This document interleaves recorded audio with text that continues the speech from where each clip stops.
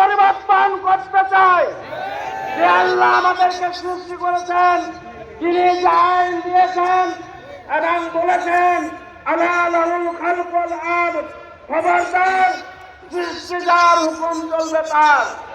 আমরা তার আইন বাস্তবায়ন করবার জন্য সত্যিকার সাম্য প্রতিষ্ঠিত হতে পারে, দখলদার মুক্ত হতে পারে, চান্দাবাজ মুক্ত হতে পারে, দুর্নীতি দূর হতে পারে একমাত্র আল্লাহর আইনের ভিত্তিতে দেশ চললে।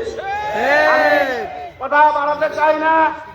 আল্লাহর আইন প্রতিষ্ঠিত হোক, আমরা এর সঙ্গে সবাই একমত আছি তো ইনশাআল্লাহ। আসসালামু আলাইকুম ওয়া রাহমাতুল্লাহ। ওয়ালাইকুম আসসালাম ওয়া রাহমাতুল্লাহ। ধন্যবাদ হাকিম ভাইকে। সম্মানিত কর্মী ভাই ও বোনেরা, এই পর্যায়ে শুভেচ্ছা বক্তব্য রাখছেন জনাব নিতাই চন্দ্র দেবনাথ। শুভেচ্ছা বক্তব্য রাখছেন জনাব নিতাই চন্দ্র দেবনাথ।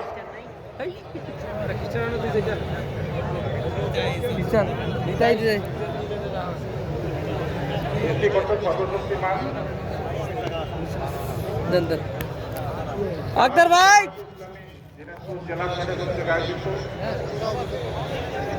বিকাশ কর্মী সভার সম্মানিত সভাপতি কেন আনতে হবে নেতা কর্মী সর্বোপরি আমার সাথে উপস্থিত আমার প্রিয় ভাই ও বোনেরা, সবার প্রতি রইল আমার সালাম, আদাব ও নমস্কার।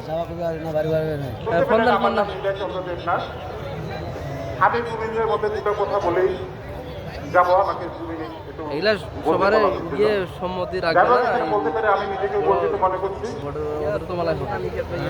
তো আমি যে কথাটা বলবো যে আমাদের প্রাণপ্রিয় নেতা ডাক্তার শফিকুর রহমান, যার কথাবার্তা চলাফেরা এবং লোকজন। আসসালামু আলাইকুম ওয়া রাহমাতুল্লাহি ওয়া বারাকাতুহু। সম্মানিত বিভাগ, আমরা আজকে দিনাজপুর বড়মাঠ কর্মী সম্মেলন, যেটা বলার অপেক্ষা থাকে না, কর্মী সম্মেলনে আসছি। আমরা সবাই জানি কাশীপুর ইমাম সাহেব মজুর উপস্থিত, হরেলপুর মসজিদের খতিব এবং ইমাম সোহেলুর রহমান সোহেল ভাই উপস্থিত, কাউসার আহমেদ, আমি নিজে উপস্থিত। আমরা এখানে আসছি। দিনাজপুর বিশিষ্ট ব্যবসায়ী আরিফ উপস্থিত। তাহলে যে কত হাজার হাজার লক্ষ লক্ষ তাজা প্রাণ ধরে যেত এবং কত লক্ষ লক্ষ কোটি টাকা বলার অপেক্ষা রাখে না। এটা একমাত্র রোধ করতে সক্ষম হয়েছে জামাত শিবিরের নেতা কর্মীরা। আমি তাদেরকে জানি সশস্ত্র সালাম এবং অভিনন্দন এবং সেই সাথে শ্রদ্ধা করে তাদের প্রতি আমি কৃতজ্ঞতা প্রকাশ করছি। তো জামাতের আমি অবাক হয়ে গেছি 5 আগস্টের রাতে ইসলাম